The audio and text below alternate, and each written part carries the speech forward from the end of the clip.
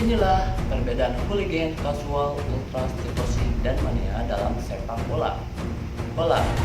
Supporter kali ini saya mau memberikan sedikit penjelasan perbedaan hooligan, casual, tifosi, ultras, dan mania dalam sepak bola yang mungkin kalian di sini masih banyak yang bingung apa sih perbedaan kelima supporter bola itu. Nah, jadi sepak bola selalu menghasilkan sisi-sisi unik yang menarik untuk diamati, termasuk para pendukung. Kedatangan mereka ke stadion tentu didasari oleh berbagai hal, mulai dari bicara hiburan, mendukung, atau bahkan menunjukkan sikap politik tertentu. Dari berbagai motif itulah kemudian muncul berbagai jenis pendukung klub sepak bola. Berikut 5 di antaranya. Check it out. Nomor 1, hooligan. Hooligan adalah sebutan untuk fans sepak bola di Inggris yang mulai sering terdengar antara tahun 1960-an. Dilansir dari thefilm.co.uk, sebutan ini merujuk pada sekelompok pendukung klub sepak bola Inggris yang gemar melakukan tur untuk mengikuti tim pujaan bermain di luar kota. Beberapa nama kelompok hooligan yang terkenal antara lain adalah Gunners, The Herd, Pillow Hardcore, Julius Army, Headhunters, The Army, dan The Arsen alias mengawali tim kesayangan keluar kota bagi sebagian orang. Perilaku mereka terkesan urakan, mulai dari minum-minum, bernyanyi, hingga melakukan kerusuhan setelah lekat dalam image mereka.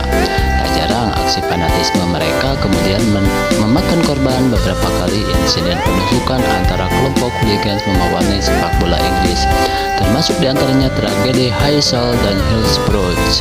Namun dari itu, pentolan supporter Bandung mengatakan bahwa hooligan lebih mengedepankan ke perilaku kekerasan. Nomor 2, casual. Antara tahun 1985 sampai 1990, pemerintah Inggris secara resmi melarang kegiatan hooliganisme dalam bentuk apapun. Kebijakan ini dikeluarkan sebagai respon antara tragedi Hillsborough yang menewaskan 96 orang pada tahun 1985. Hal itu membuat para hooligan tak bisa mengenakan kostum tim kesayangan saat menonton sepak bola. Untuk mengatasi hal itu, hooligan memilih untuk tetap datang ke stadion dengan mengenakan pakaian kasual, kemudian melahirkan kelompok pendukung kasual. Dilansir dari peace.com, kasual sendiri merujuk pada kelompok supporter yang datang ke stadion dengan mengenakan pakaian kasual alih-alih kostum dan identitas klub. Mereka lebih suka mengenakan celana jeans, kaos, jaket parka, dan sepatu sneakers, khas budaya populer di masa itu. Dalam perkembangannya, kelompok kasual juga memiliki kedekatan dengan subkultur lain seperti musik, rock and roll, fashion, dan geng motor. Nomor 3, tifosi. Tifosi sendiri pada dasarnya adalah bahasa Italia untuk kata penggemar atau sama seperti di Inggris. Sepak bola juga telah menjadi bagian dalam budaya masyarakat Italia.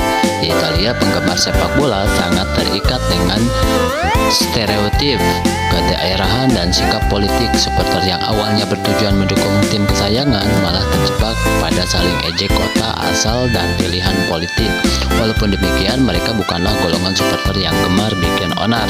Mereka khusus datang ke stadion untuk menonton bola dan bersenang-senang.